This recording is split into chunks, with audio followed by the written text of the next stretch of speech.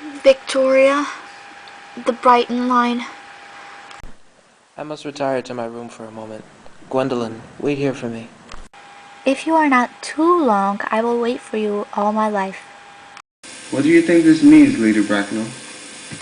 I dare not even suspect.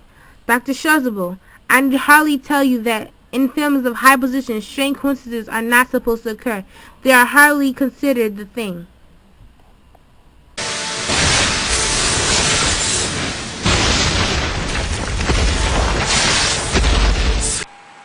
Uncle Jack seems strangely agitated.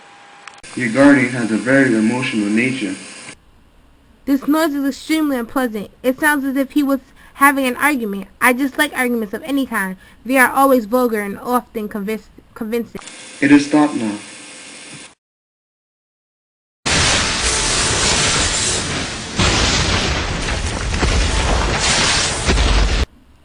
I wish he would arrive at some conclusion. This suspense is terrible. I hope it will last. Is this the handbag, Miss Prism? Examine it carefully before you speak. The happiness of more than one life depends on your answer. It seems to be mine. Yes, here is the injury it received through the upsetting of a Gower Street omnibus in younger and happier days.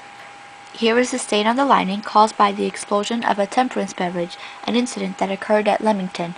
And here, on the lock, are my initials. I had forgotten that in an extravagant mood I had to have them placed there. The bag is undoubtedly mine. I am delighted to have it so unexpectedly restored to me. It has been a great inconvenience being without it all these years. Miss Prism, more is restored to you than this handbag. I was the baby you placed in it. You? Yes. Yes, Mother. Mr. Worthing, I am unmarried. Unmarried? I do not deny that as a serious blow, but after all, who has the right to cast a stone against one who has suffered? Cannot repentance wipe out the act of folly? Why should there be one law for men and another for women?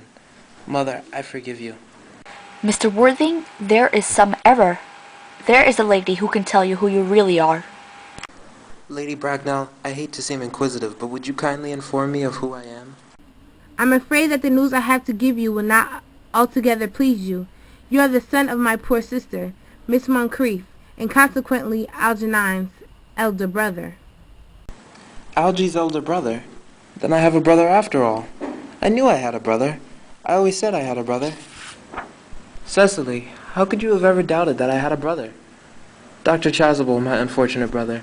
Miss Prism, my unfortunate brother. Gwendolyn, my unfortunate brother. Algy, you young scoundrel. You have to treat me with more respect in the future. You have never behaved to me like a brother in all your life. Well, not till today, old boy, I admit. I did my best, however, though I was out of practice. My own one. But what own are you? What is your Christian name, now that you have become someone else? Good heavens! I had quite forgotten that point. Your decision on the subject of my name is irrevocable, I suppose. I never change, except in my affections. What a noble nature you have, Gwendolyn. Then the question had better be cleared up at once. Aunt Augusta, a moment. At the time when Miss Prism left me in the handbag, had I been christened already? Every luxury that money could buy, including christening, had been lavished on you by your fond and doting parents. Then I was christened. That is settled. Now what name was I given? Let me know the worst. Being the eldest son, you were naturally Christian after your father. Yes, but what was my father's Christian name? I cannot at the present moment recall what the general's Christian name was, but I have no doubt he had one. He was eccentric, I admit, but only in later years, and that was the result of the Indian climate, and marriage, and indigestion, and other things of that kind. Algy, can't you recollect what our father's Christian name was? My dear boy, we were never even on speaking terms. He died before I was a year old. His name would appear in the army list of the period, I suppose, Aunt Augusta.